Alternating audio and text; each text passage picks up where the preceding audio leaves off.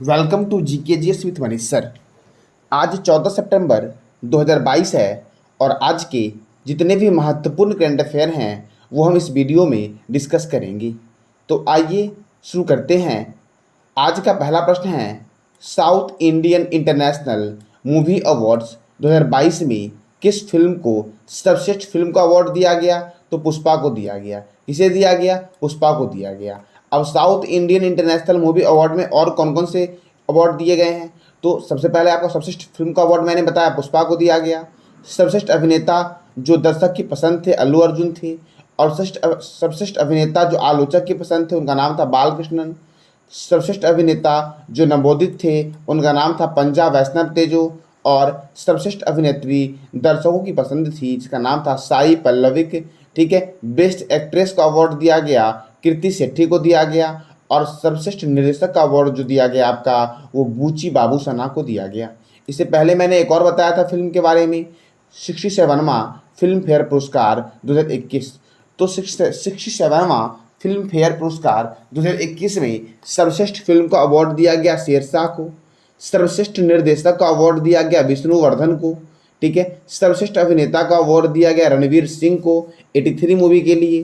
ठीक है। सर्वश्रेष्ठ अभिनेत्री का अवार्ड दिया गया कीर्ति सेनन को। मिमी राठौर के रूप में इन्होंने किरदार निभाया था मिमी मूवी में। ठीक है।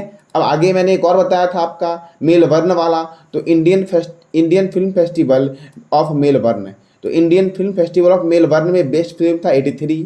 बेस्ट डायरेक्टर थे सुजीत सरकार सरदार उधम के लिए और अर्पणा सेन द रेपिस्ट के लिए। Best actor Ranveer Singh 83 movie के लिए। बेस्ट एक्ट्रेस शिफाली शाह जलसा मूवी के लिए। Best series Mumbai diary 26/11। Lifetime achievement award Kapil Dev को दिया गया।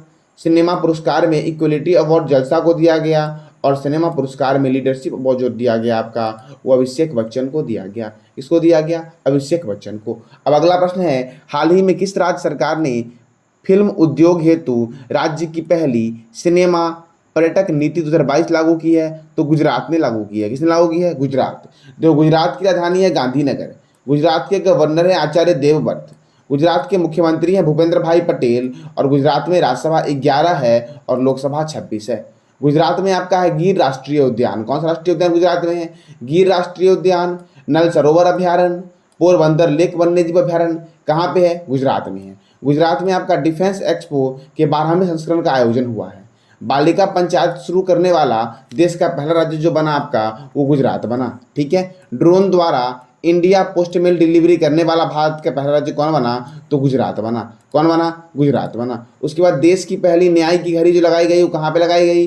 तो गुजरात हाई कोर्ट में देश की पहली न्याय की घड़ी लगाई गई। और विश्वामित्री नदी परियोजना जो आपका है, ये कहाँ पे है? तो गुजरात में है, विश्वामित्री नदी पर। अब अगला प्रश्न आपका है, हाल ही में पुरुषों की श्रेणी में यूएसए ओपन 2022 का खिताब किसने जीता? तो पुरुषों की श्रेणी में जीता है आपका सी अलकराजा गार्सिया। किसने जीता है? तो सी अलकराजा गार्सिया ने जीता है। और वही अगर महिला के बारे में पूछेंगे तो एगा स्विएटेक ने जीता है। किसने जीता है? यानी कि पुरुष की श्रेणी में यूएसए ओपन खिताब किसने जीता है? सी अलकराजा गार्सिया। और महिला में किसने जीता है? तो ईगा स्विएटेक। किसने जीता है? ईगा स्विएटेक। देखो, ये जो आपका यूएस ओपन था आपका, यह न्यूयॉर्क में आयोजन हुआ। इसका कहाँ हुआ? अमेरिका का शहर है न्यूयॉर्क, वहाँ पे हुआ। ठीक है। अच्छा, अमेरिका के राष्ट्रपति कौन है? Joe Biden. अमेरिका के उपराष्ट्रपति कौन है? तो कमला हैरिसन। ठीक है। अब अगला प्रश्न आपका है कि कौन सा देश एक साल के लिए G20 की अध्यक्षता करेगा? तो अपना देश भारत करेगा G20 की अध्यक्षता 1 सालों के लिए। ठीक है। अब देखो, अगला प्रश्न आपका है, हाल ही में जापान इंडिया मैरीटाइम एक्सरसाइज कहाँ शुरू हुआ है? तो जापान इंडिया मैरीटाइम एक्सरसाइज जो शुरू हुआ है आपका, वो हुआ है बंगाल की खाड़ी में शुरू हुआ है। किधर कहाँ शुरू हुआ है? तो बंगाल की खाड़ी में हुआ है। अब देखो, जापान इंडिया मैरीटाइम है, तो जापान की राजधानी है टोक्यो। जापान की करेंसी है जापानी येन। और जापान के पीएम है फोमियो किशिदा। और जापान के जो सम्राट आपके हैं, उनका नाम है नारुहितो। और जापान की संसद का नाम है डाइट। जापान के राष्ट्रीय चिन्ह है गुलदाउदी। जापान का राष्ट्रीय खेल है जूडो। और इंपीरियल पैलेस टोक्यो में है।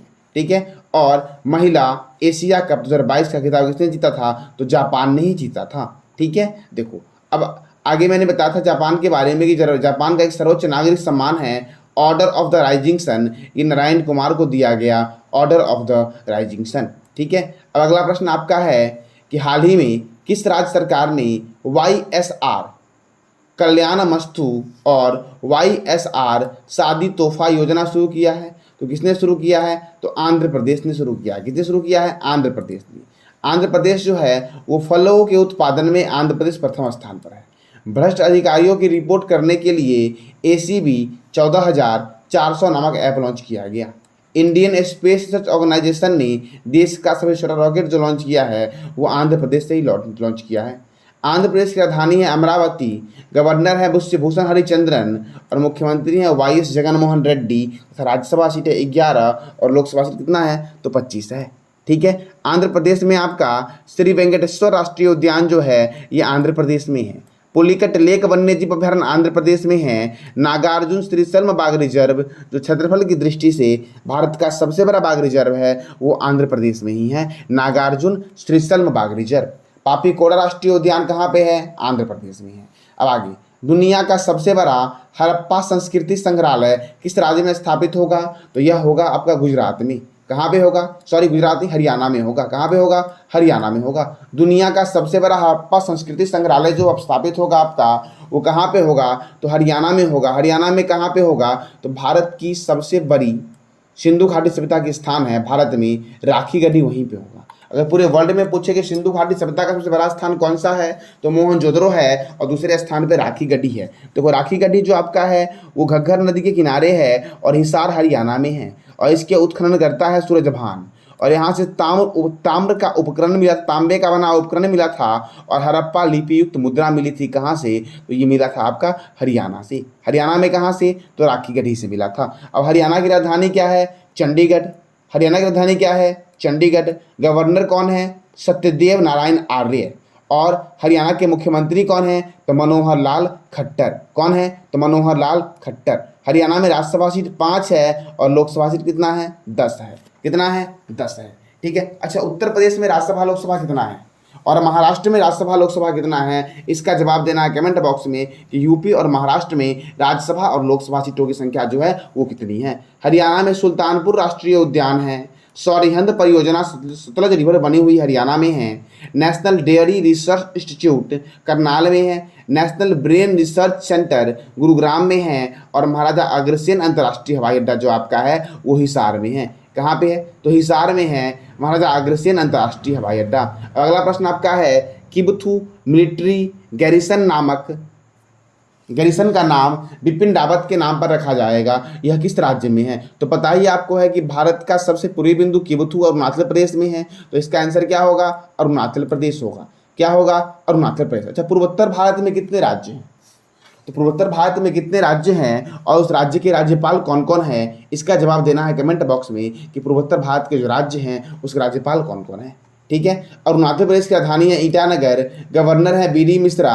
मुख्यमंत्री है पेमा खांडू और विधानसभा सीट यहाँ पे 60 है। कितना है? 60। मणिपुर, मेघालय, त्रिपुरा, अरुणाचल प्रदेश और नागालैंड में विधानसभा सीट कितना है? 60 है। ठीक है। यहाँ पे है पखोई वन्यजीव अभयारण्य, नामदफा बाघ रिजर्व, कमलांग बाघ रिजर्व, मॉलिंग नेशनल पार्क कहाँ पे है? तो यह है अरुणाचल प्रदेश में। और बोमडिला दर्रा, यांग्याप दर्रा और दीपू दर्रा ये भी आपका है अरुणाचल प्रदेश में। अरुणाचल प्रदेश में एक नया हवाई अड्डा बन रहा है जिसका नाम है डोनीपोल हवाई अड्डा और ये ईटानगर में बन रहा है डोनीपोल हवाई अड्डा।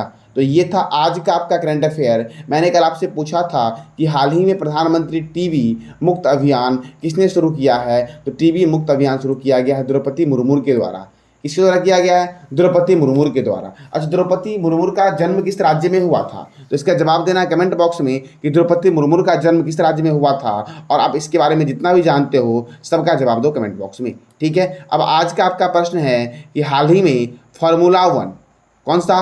तो फार्मूला 1 इतालवी ग्रैंड प्रिक्स किसने जीता है? तो फार्मूला 1 इतालवी ग्रैंड प्रिक्स 2022 किसने जीता है? तो ये जीता है आपका मैक्स वर्स्टैपेन ने जीता है। किसने जीता है? तो मैक्स वर्स्टैपेन ने आपका फार्मूला 1 इटालवी ग्रैंड प्रिक्स जीता है। अच्छा, आपको ये क्वेश्चन आपको ये बताना है कि मैक्स वर्स्टैपेन ने और कौन कौन से के फार्मूला 1 रेस जीते हैं। ठीक है, वो सारे का जवाब देना है आपको कि मैक्स वर्स्टैपेन ने और कौन कौन से फार्मूला 1 रेस जीते हैं। ठीक है, तो आज के लिए इतना ही। जानकारी अच्छी लगी हो तो लाइक करें, शेयर करें और सब्सक्राइब करें। धन्यवाद।